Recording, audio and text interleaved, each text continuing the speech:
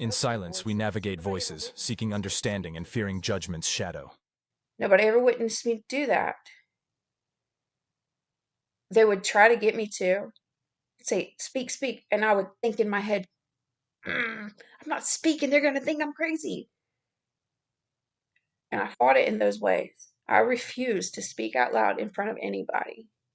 There was one person that was my niece, and I'm gonna hold back on that story because that's another one of those stories.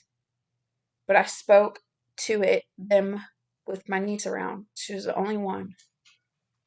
I was screaming at it. It was in the midst of trying to figure it out, and I screamed at it. Bad day. It was one of it was one of the really bad days of psychosis.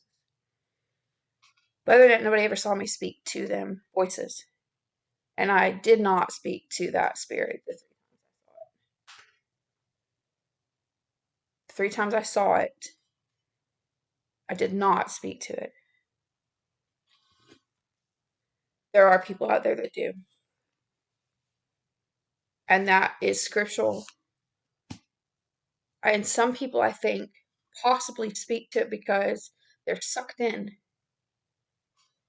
because they don't know what they're doing. They don't have the knowledge of it. I could see that easily taking place. They're experiencing things, seeing things, seers and hearers, prophets, diviners. They have the ability to do that. They have a gift. And because we are not teaching about it, like that lady wouldn't teach about it, she scared the old people away. When it happens to them, they're suffering. And in order to, what happens is they suffer. And then the spirit will come along and you kind of get sucked into it because it gives you relief, I think.